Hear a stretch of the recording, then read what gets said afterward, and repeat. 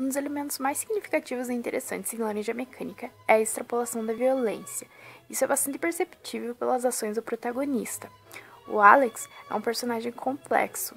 Ao mesmo tempo que ele é sádico e manipulador, possui características como convicção e ingenuidade. As gírias que ele utiliza também enriquecem a sua personalidade e tornam a leitura do livro única. Esses atributos podem somar positivamente em sua construção e, portanto, podemos perceber que, mesmo considerando o grau de violência praticado pelo Alex, é bem possível que esse anti-herói sádico criado pelo Burgess possa despertar a identificação de um leitor modelo. Humberto Eco, em 6 Passeios pelo Bosque da Ficção, considera o leitor modelo como a inscrição objetiva do leitor no corpo do texto, ou seja, seria basicamente um leitor idealizado que responderia a todas as diretivas que a obra propõe. Eco ainda considera a distinção entre autor empírico e autor modelo. O autor empírico é a pessoa que escreve a obra, ou seja, o escritor de Laranja Mecânica é o Anthony Burgess. E o autor modelo é a própria estrutura do texto de Laranja Mecânica e as estratégias narrativas utilizadas pelo Burgess para compor a obra. É por meio dessas estratégias que é possível saber como um texto programa a recepção de um leitor modelo, já que ao elaborar um texto, nada é feito ao acaso. Por exemplo, quando escrevemos uma carta, pensamos sobre o destinatário. Isso vai ser apenas um dos fatores que vai acabar guiando a nossa escrita. O Burgess, enquanto estava escrevendo Laranja Mecânica, muito provavelmente pensou sobre os seus leitores. E isso, com certeza, influenciou na escolha dos elementos que iriam compor o seu anti-herói. Como também contribuem para a possibilidade de uma recepção positiva do Alex por parte dos leitores modelo.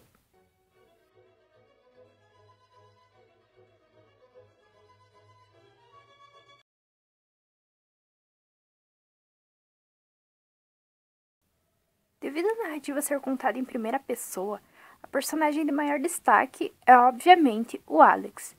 Ele é um personagem bem jovem que vai contar a sua história pregressa num tom bem descontraído, valorizando o narratário como se fosse um amigo pessoal. Ou seja, há diversas passagens no livro em que ele vai se dirigir ao narratário do seu relato como vosso humilde narrador e amigo. Isso indica uma aproximação entre o narrador e o narratário, como também pode despertar a identificação de leitores modelo, já que eles podem tomar para si os pronomes ditos pelo Alex.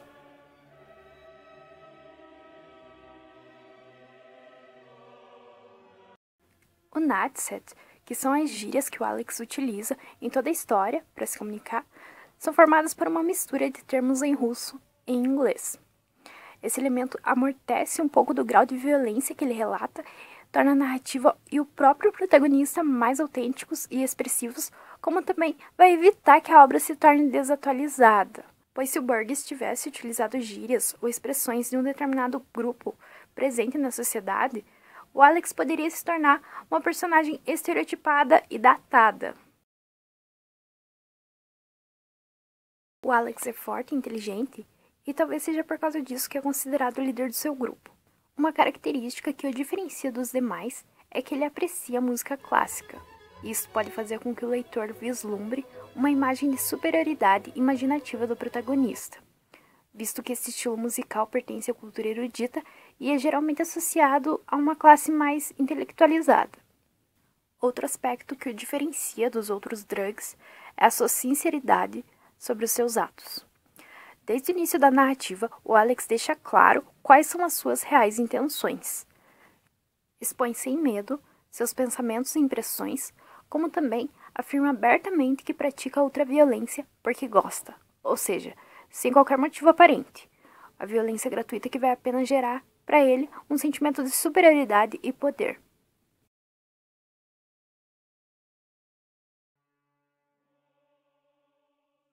Ao compartilhar seu relato de experiência, o Alex vai revelar tanto a violência praticada quanto a violência sofrida por ele, pois a própria decisão dos governantes em dar início a um procedimento behaviorista que condiciona o comportamento humano pode ser considerado algo tão imoral quanto as atitudes violentas de Alex e seus amigos.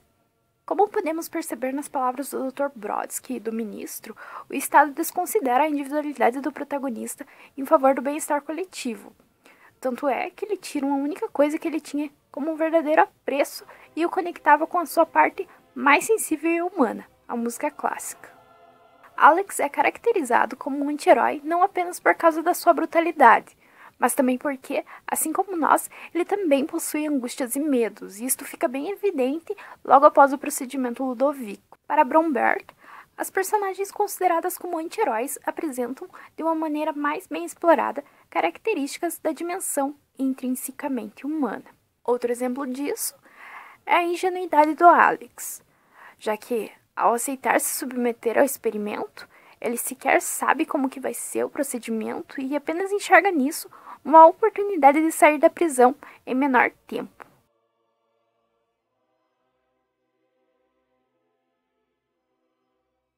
A técnica Ludovico causa uma série de problemas ao protagonista.